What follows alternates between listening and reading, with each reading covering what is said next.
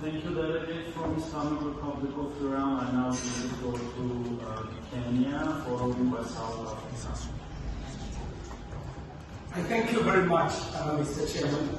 And I also want to thank the panelists for an amazing presentation and the great insights that they have given us. When we are having a conversation about AI, human rights, and democracy, you understand why Africa would be walking into this very cautiously. We do not want to walk into this blindly. We want to walk into it vigilantly.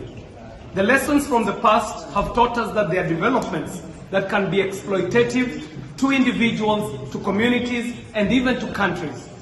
And now that we know that AI and indeed the fourth industrial revolution will be fueled by data, the question begs, what does the data representation look like as we go into this new fourth industrial revolution?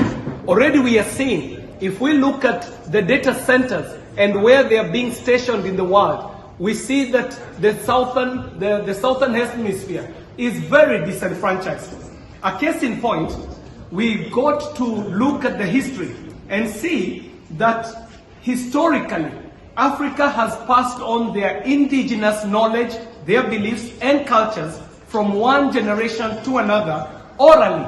It has not been recorded, not in numbers and not in words. Indigenous data that is not in our books, is not in libraries, and it's not even in the internet, from which the AI systems are scraping data out of.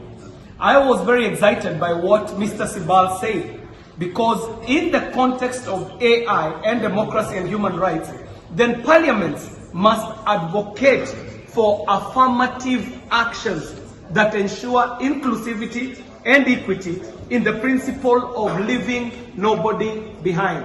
We've got to ask ourselves, if this data that is being scraped off the internet is what shall fuel the artificial intelligence, what are some of the communities contributing into this data? Does it mean that some religions, some cultures, some beliefs, some tribes, some languages are going to go extinct in this new age of the industrial revolution that we are calling the fourth industrial revolution?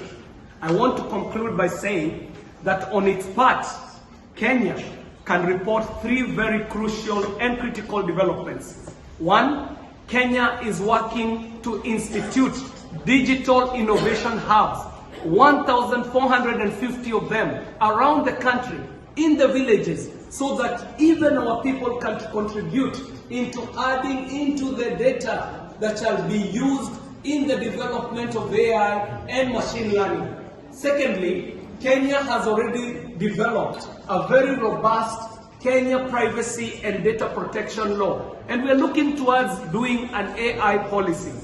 We are also, as a country, aggressively pursuing the installation of green data centers, where we shall be exploiting the natural and clean wind, solar, and geothermal energy. And I must take this opportunity to invite anybody who would wish to collaborate in establishing data centers in the global south to come to Kenya. We've got a lot of wind, we've got a lot of solar, we've got a lot of geothermal energy that can power data centers that will help in balancing out the data imbalance and inequality that we are currently seeing.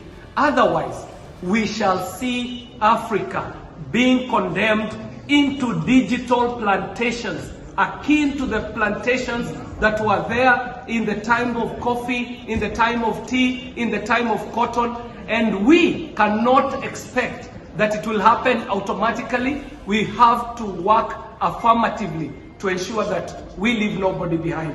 I thank you very much for this opportunity.